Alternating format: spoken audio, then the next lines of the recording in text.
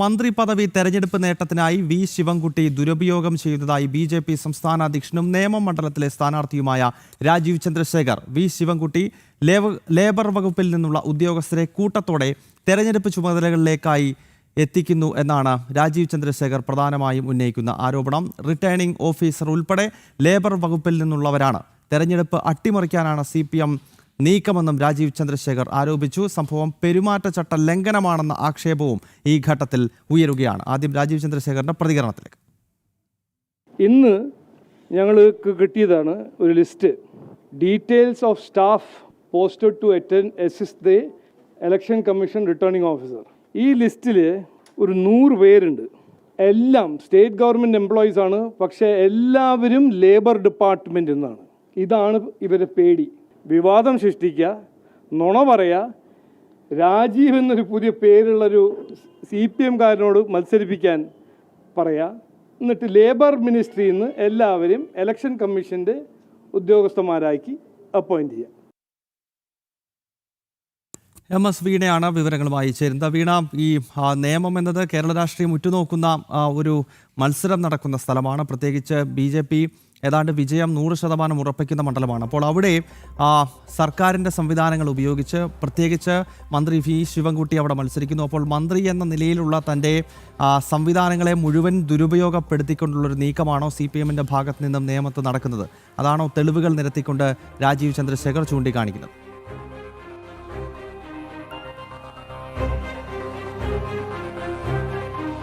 തീർച്ചയായും ഗൗതം, അത് തന്നെയാണ്. അതായത് അധികാരം ഉപയോഗിച്ചുകൊണ്ടും ഒപ്പം തന്നെ CPMൻ്റെ ചില ഒരു സ്വാധീനം ഉപയോഗിച്ചുകൊണ്ടുള്ള ശ്രമങ്ങൾ തന്നെയാണ് ഈ തിരഞ്ഞെടുപ്പ് അട്ടിമറിക്കുവാനുള്ള ശ്രമങ്ങൾ തുടരെ ശിവൻകുട്ടിയുടെ നേതൃത്വത്തിൽ നടക്കുന്നത്. ഇതിനു മുന്നേ തന്നെ കഴിഞ്ഞ ദിവസം ഇതുമായി ബന്ധപ്പെട്ട ഒരു അഭ്യർത്ഥന പുറത്തിറക്കിയിരുന്നു.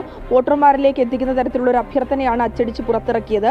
അതിൽ ലേബർ, തൊഴിൽ വകുപ്പ്, അതായത് തൊഴിൽ വിദ്യാഭ്യാസ മന്ത്രി എന്ന് അഡ്രസ്സ് ചെയ്തുകൊണ്ടും ഒപ്പം തന്നെ സർക്കാരിൻ്റെ ഔദ്യോഗിക ചിഹ്നം ഒപ്പം തന്നെ ഔദ്യോഗികമായിട്ടുള്ള ലെറ്റർ പാഡ് ഉപയോഗിച്ചുകൊണ്ടാണ് ഇത്തരത്തിലുള്ളൊരു വോട്ട് അഭ്യർത്ഥന 1.5 ലക്ഷത്തോളമാണ് ഈ വോട്ട് അഭ്യർത്ഥന അച്ചടിച്ച് പുറത്തിറക്കിയത്.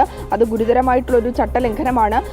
അതിന് പിന്നാലെയാണ്, ഇതുമായി ബന്ധപ്പെട്ട ഒരു പരാതി ഉയർന്നതിന് പിന്നാലെയാണ് മന്ത്രി എന്ന തലത്തിൽ ജനങ്ങളെ സ്വാധീനിക്കാൻ അല്ലെങ്കിൽ അത്തരത്തിലുള്ളൊരു പദവി ദുരുപയോഗം ചെയ്യുവാനുള്ളൊരു ശ്രമം സ്ഥാനാർത്ഥി എന്ന നിലയ്ക്ക് പോലും വി ശിവൻകുട്ടി ചെയ്യുന്നത്. അതിൻ്റെ ഏറ്റവും വലിയൊരു തെളിവ് തന്നെയാണ് BJP സംസ്ഥാന അധ്യക്ഷനും നിയമമണ്ഡലം സ്ഥാനാർത്ഥിയുമായ രാജീവ് ചന്ദ്രശേഖർ പുറത്തുവിട്ടിരിക്കുന്നത്.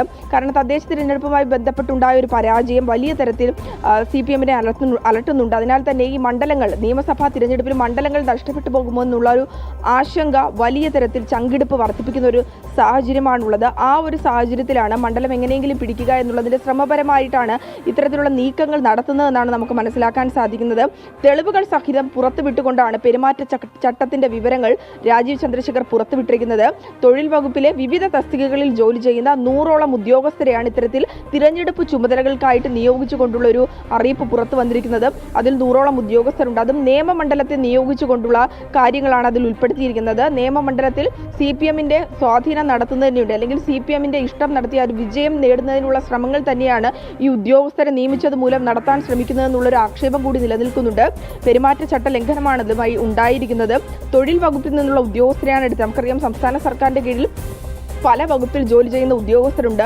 ഈ തിരഞ്ഞെടുപ്പുമായി ബന്ധപ്പെട്ട് പലതരത്തിലുള്ളവരെയാണ് ഇതുമായി ബന്ധപ്പെട്ട് ജോലിക്കൊക്കെ നിയോഗിക്കുന്നത്. എന്നാൽ ഒരു വിഭാഗത്തെ മാത്രം കേന്ദ്രീകരിച്ചുകൊണ്ട് മുൻ മന്ത്രി തിരഞ്ഞെടുപ്പിൽ മത്സരിക്കുന്ന ആ മണ്ഡലം കേന്ദ്രീകരിച്ച് നടത്തുന്നതിന് പിന്നിൽ തന്നെ തിരഞ്ഞെടുപ്പുമായി ബന്ധപ്പെട്ട ഒരു ഗൂഢാലോചന നടക്കുന്നുണ്ട് എന്നുള്ളത് ഏറ്റവും വ്യക്തമായ തെളിവാണ്. ആ തെളിവുകളാണ് കയ്യോടെ പിടികൂടി രാജീവ് ചന്ദ്രശേഖർ പുറത്തുവിട്ടിരിക്കുന്നത്.